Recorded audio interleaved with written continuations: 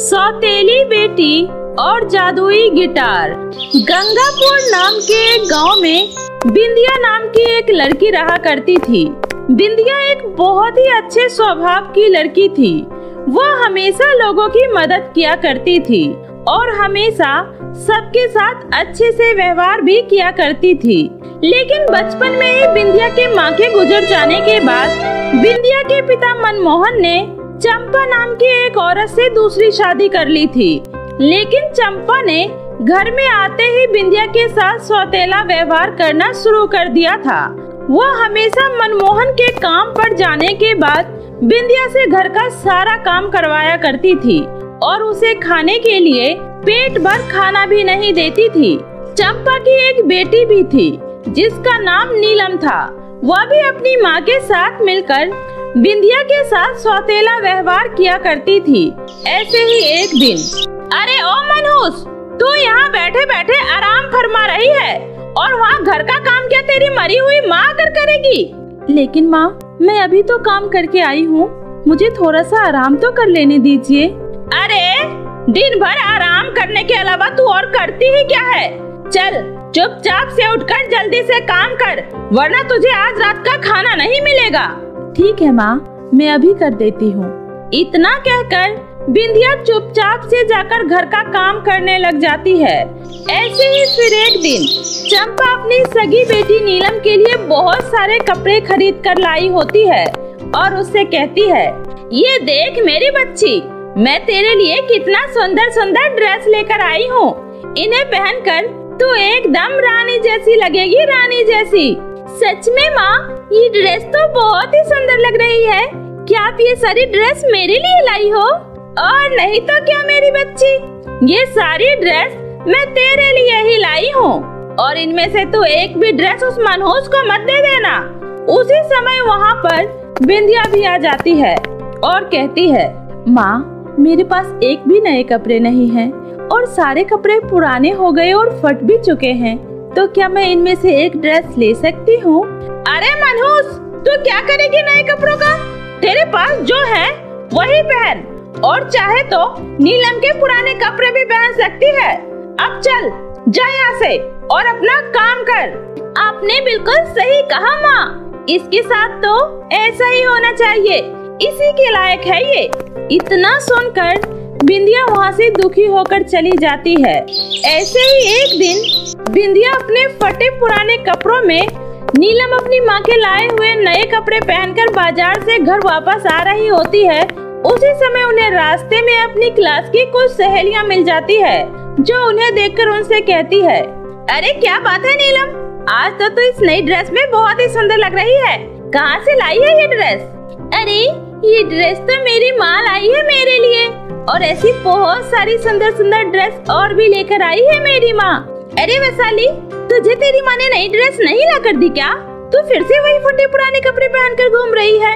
अरे इससे क्या पूछ रही हो? ये तो हमारे घर की सिर्फ नौकरानी है, नौकरानी। इसके लिए कौन नए कपड़े लाएगा?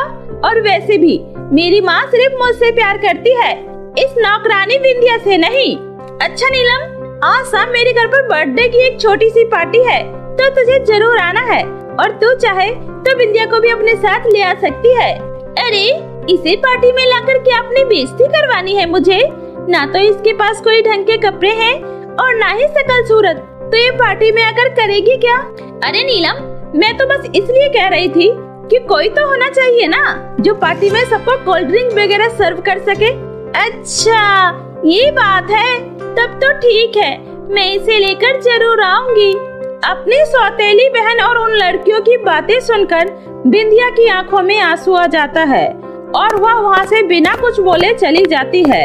लेकिन तभी उसे रास्ते में एक दुष्ट जादूगरनी जाती हुई दिखाई देती है जिसने अपने हाथ में एक सुंदर सा पिंजरा लिया हुआ था और उस पिंजरे में एक बहुत ही सुंदर तोता कैद हो रखा था और वह दिखने में बहुत ही ज्यादा उदास भी लग रहा होता है। उस तोते को यूं उदास देखकर बिंदिया को बहुत बुरा लगता है। अरे ये तोता कितना उदास लग रहा है, लगता है इस दुष्ट जादूगरनी ने इस तोते को जबरदस्ती कैद कर लिया है, पर मैं इस तोते को आजाद करवा कर रहूंगी। बिंदिया को कहीं न कहीं उस तोते में अपनी खुद की घुटन भरी जिंदगी भी दिखाई देती है, जो वह हर रोज जी रही होती है। लेकिन वह अपने लिए तो कुछ नहीं कर सकती थी, पर वह उस तोते को उस पिंजरे से आजाद करना चाहती थी। इसलिए वह उस जादूगरनी का पीछा करने लगती है।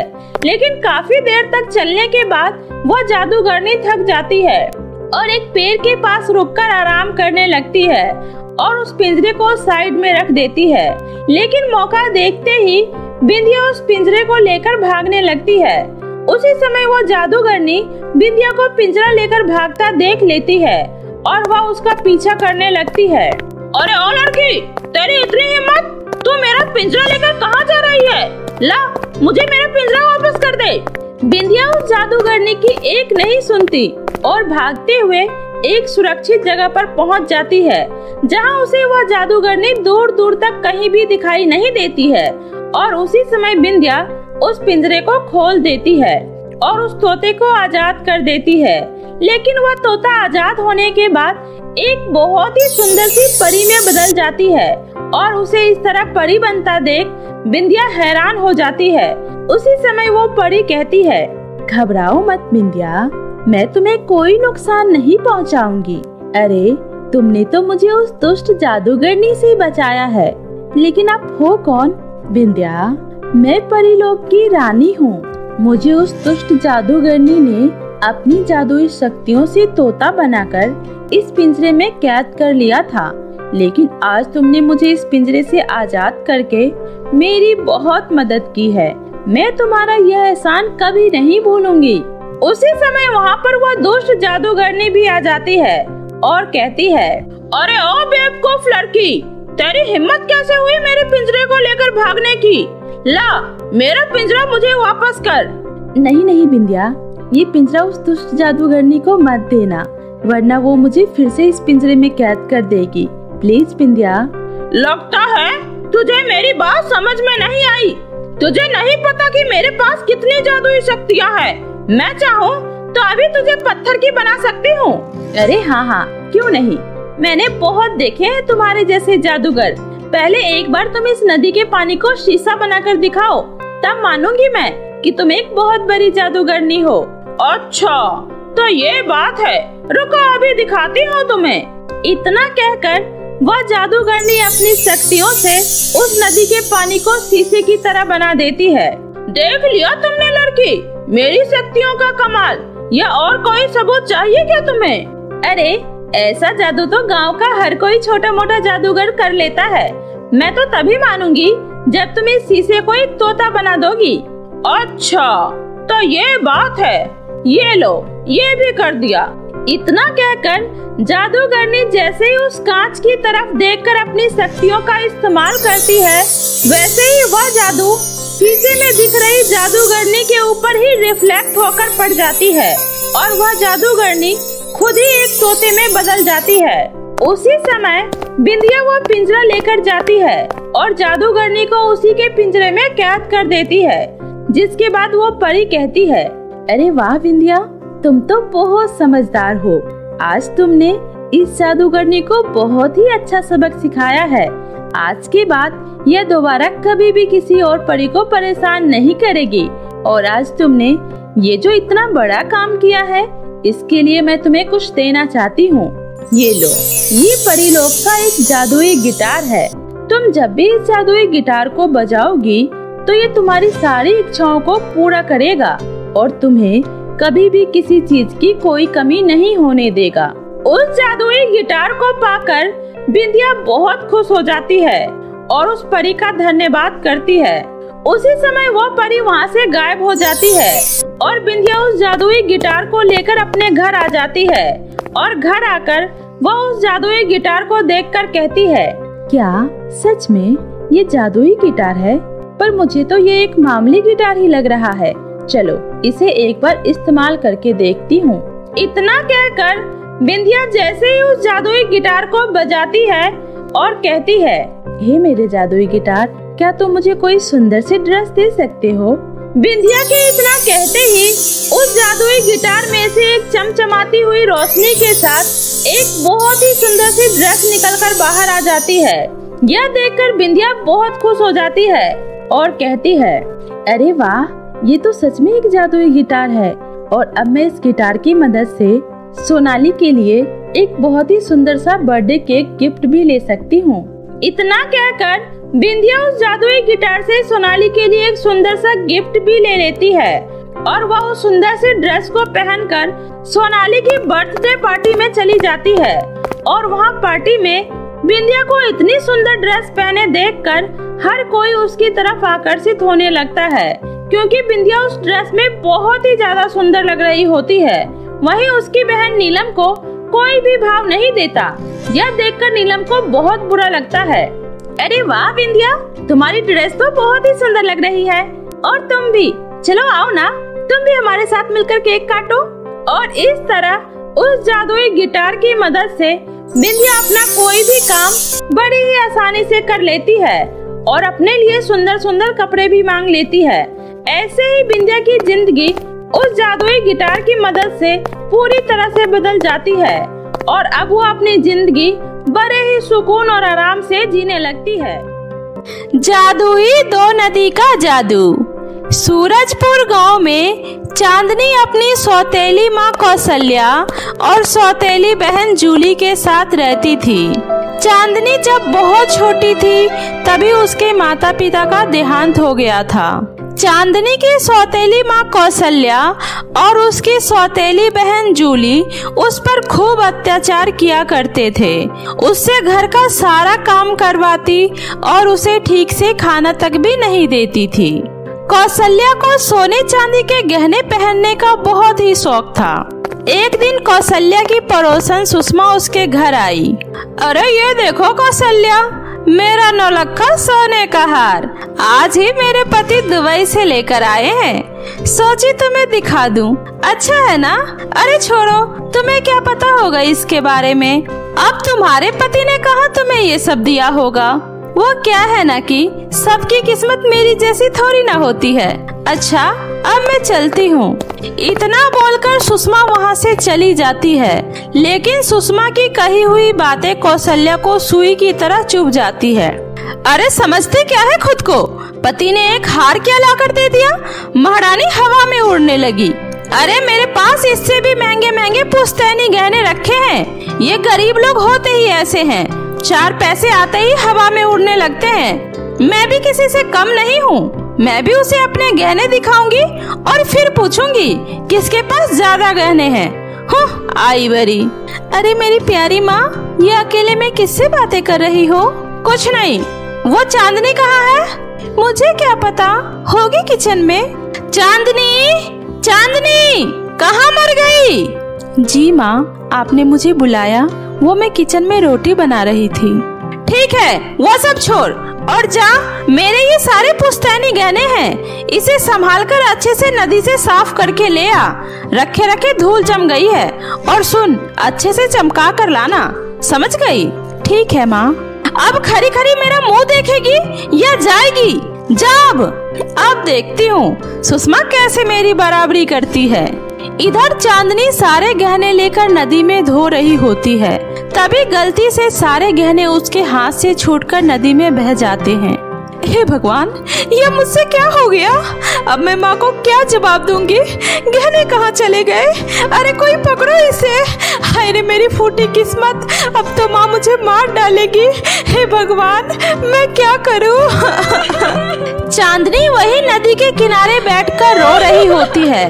रोते रोते उसे बहुत देर हो जाता है। फिर वो दुखी मन से डरते डरते घर आ जाती है। मनहूस, कहाँ थी अब तक? लगता है मार खाए तुझे बहुत दिन हो गए हैं, इसलिए तेरा घर के कामों में मन नहीं लग रहा। सुबह से घर का सारा काम वैसे ही पड़ा हुआ है, कौन करेगा? तेरी मरी हुई माँ या तेरा बाप?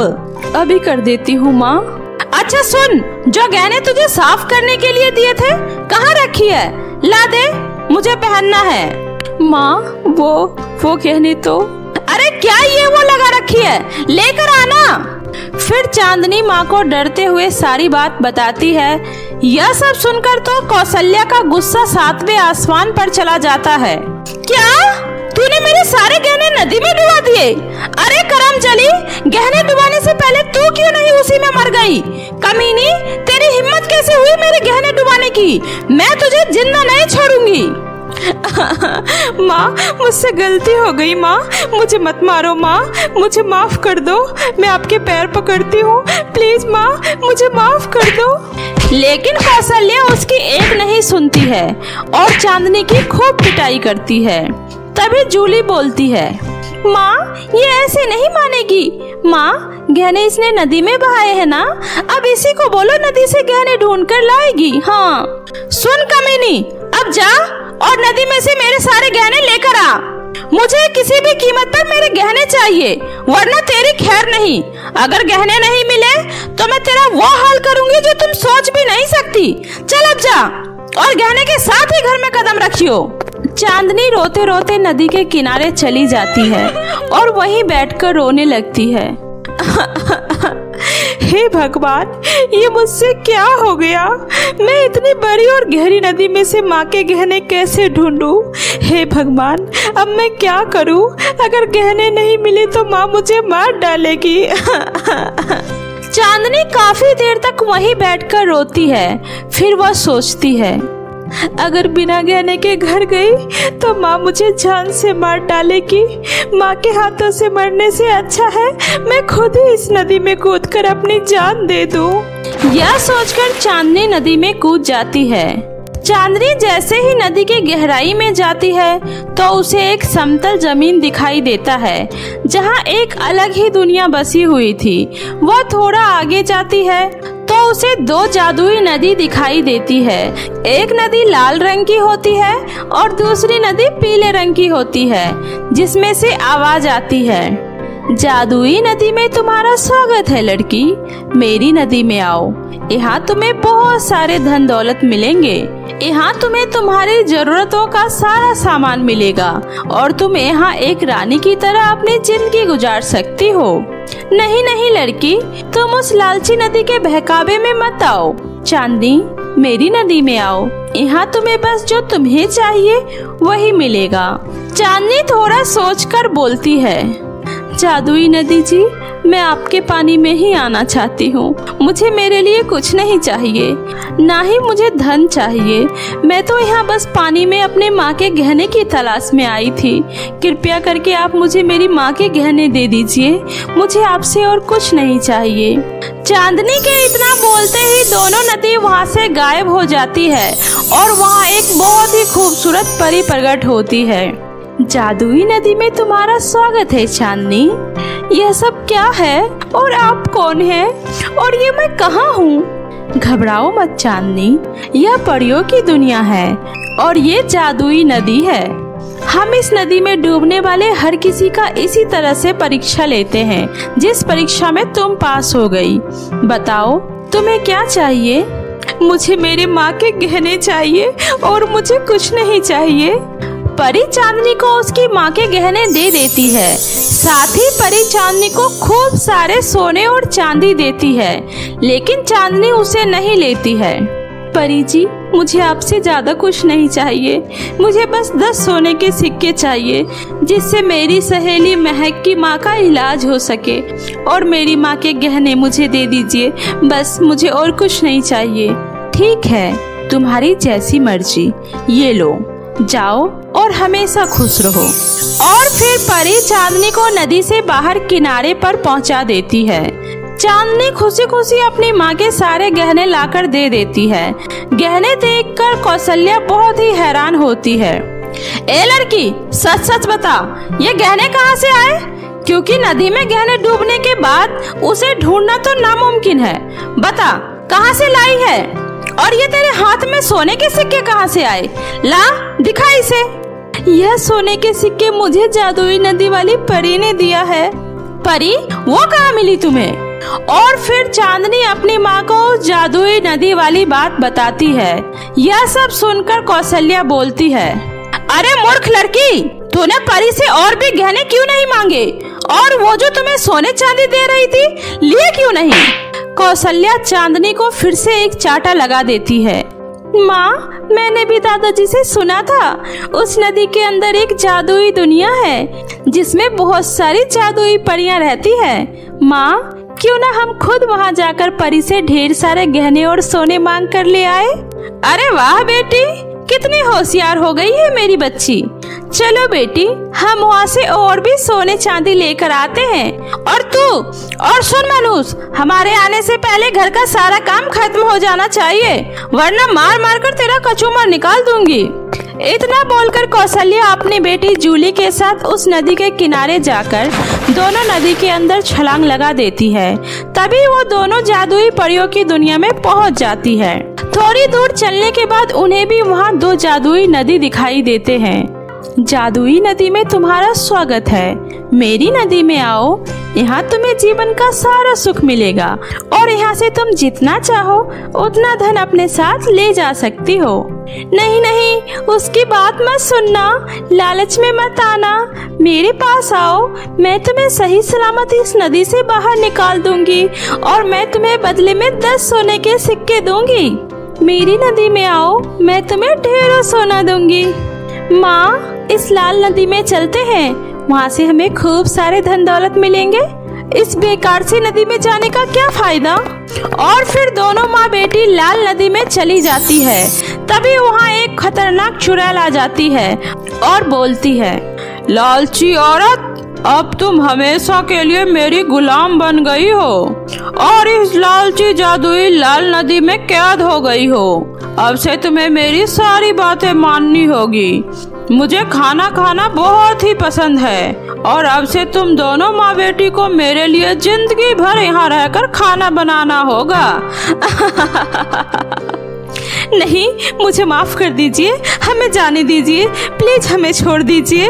कौशल्या और जूली दोनों उस चुड़ैल के सामने बहुत गिड़गिड़ाते हैं, लेकिन चुड़ैल उसकी एक नहीं सुनती और उससे खूब सारे काम करवाने लगती है और वह दोनों हमेशा के लिए वहीं कैद हो जाते हैं। और इधर चांदनी खुशी खुशी अपने घर में रहने लगती है। तो मेरे प्यारे दोस्तों, कैसी लगी आपको मेरी ये कहानी, मुझे कमेंट करके जरूर बताएं। कहानी अगर अच्छी लगी हो तो इसे अपने दोस्तों के साथ भी शेयर करें। और हाँ दोस्तों, अगर आपने अब तक मेरे चैनल जादुई टीवी को सब्सक्राइब नहीं किया है तो जल्दी से नीचे लाल बटन दबाकर अभी सब्सक्राइब कर ले। तो मिलती हूँ ऐसे ही फिर किसी नई जादुई कहानी के साथ, तब तक अपना ध्यान रखें।